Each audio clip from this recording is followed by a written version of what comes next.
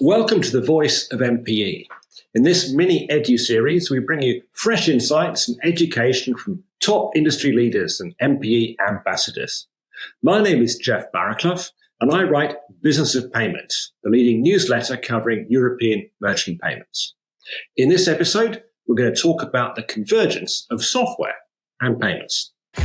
Why this topic matters. One of the key trends in merchant acquiring is the convergence of software with payments. It's transforming the customer experience, disrupting merchant buying behavior, and radically changing the economics of the sector. What will be covered in this episode? I'm going to look at why this is happening and how acquirers can profit from their new friends in the software sector. What are the key insights? But these partnerships are complicated. Payments and software, one from Mars, the other from Venus, are two very different industries. I used to work in software in a business now called Aptos Europe. We supplied point-of-sale, merchandising, CRM, and e-commerce software to large retailers such as Primark and Burberry. We had to provide payment acceptance too, terminals and routing for the stores, and hosted payment pages for the websites. This was an integral part of the full solutions we sold, but we didn't make any money from payments. It was cost recovery at best, and we probably lost money in all the service calls we had to field when a PSP lost a settlement file. We would be looking at things very differently today, as I will explain. Let's look at what's changed since my time in software and why ISVs today now actively seek out partnerships in payments. Firstly, it's the cloud. Vertical business software like 𝗵𝗺𝗆 used to be a hobbyist market. There were thousands of suppliers running on-premise and were very hard to integrate with. Cloud has professionalized the market and sparked rapid consolidation. Today, the market is dominated by a relatively small number of vendors in each category. And these vendors are able to invest in new features and functions because they can distribute at scale across the world. Cloud software is easy to integrate with and moves payments from the necessary evil which characterized my experience to become today an integral part of the merchant and customer experience and a profit driver. ISVs can now make a lot of money with payments. Shopify is the poster child. Shopify is the world's leading e-commerce software platform for small businesses. It's a phenomenon. 2 million merchants worldwide subscribe to Shopify, collectively selling $236 billion of goods last year. Shopify understood early on the value of a tightly integrated bundle of payments with its commerce platform. Shopify Payments, which is Stripe under the covers, processed 58% of its customers' gross merchandise volume in 2023. The proportion has been steadily rising as Shopify has started charging a penalty between 0.5% and 2% for merchants not using the in-house product. It's great news for Stripe. It gets $100 billion of volume without having to do any work, but the volume comes at a price. Stripe is believed to be giving half its net revenue to Shopify for the privilege and is vulnerable if Shopify switches volume to a competitor. Indeed, it may have just done this with a new partnership with PayPal. The implication for the people watching today is this is 2 million high-margin SME retail e-commerce businesses that you are locked out of. Many software companies are now really payment businesses. Another example is Toast, a leading restaurant software vendor, which generates 80% of its revenue from payments. Toast processes $40 billion annually from 120,000 merchant locations. In Europe, Muse, an Amsterdam-based business supplying hotel software, processed $8 billion from 5,000 locations, with payments accounting for 70% of revenue. Muse is now valued at over $1 billion.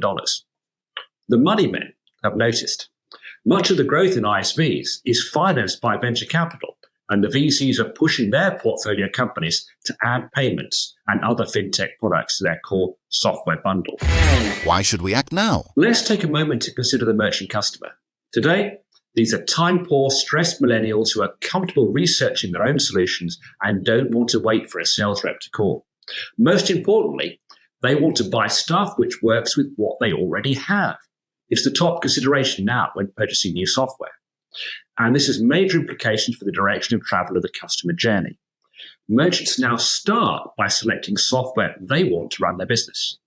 It's a considered purchase with significant emotional investment. It's a major time commitment to load your product, pricing, and promotion information into a new platform and train your staff. You really don't want to get this wrong. The cost is too high.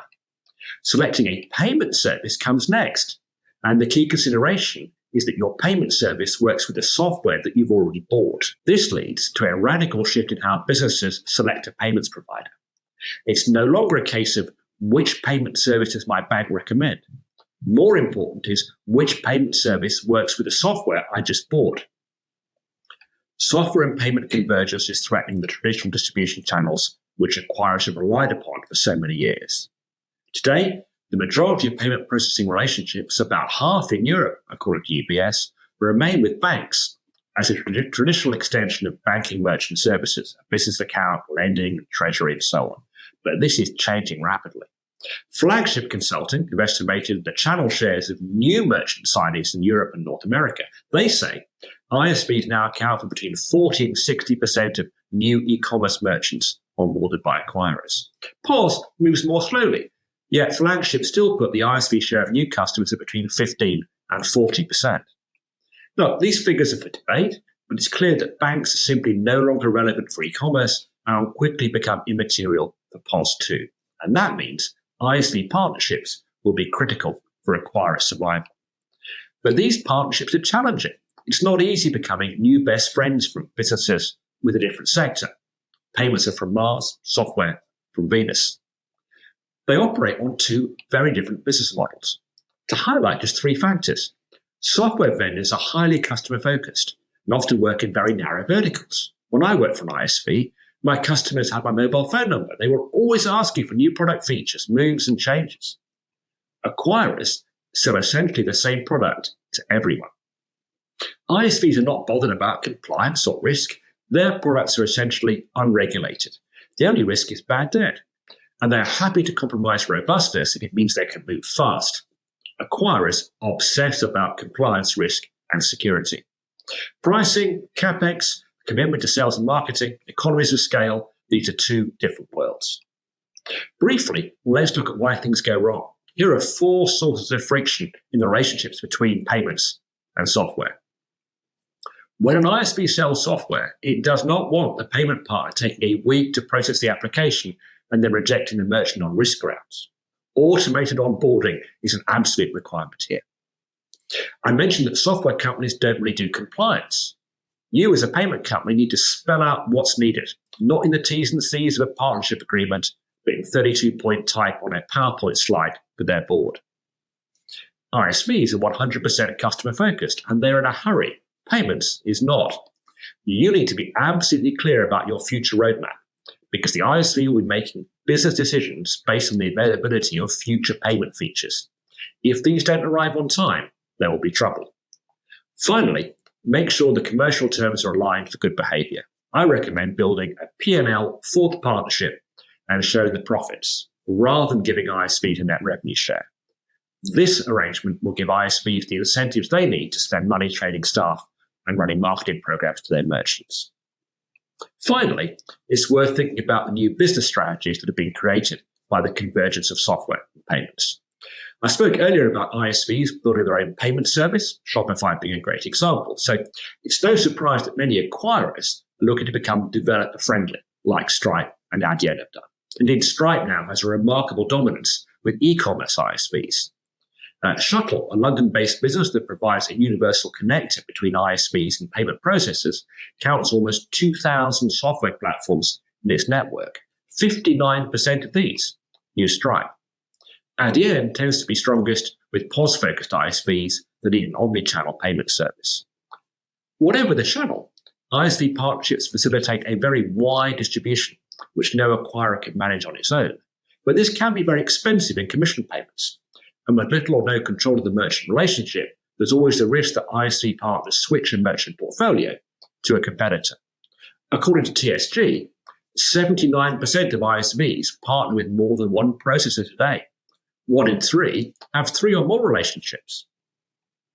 Some acquirers have come at the problem the other way around and bought or built software companies themselves. 𝗀𝗶𝗆 is a great example, having spent hundreds of millions of dollars buying software companies.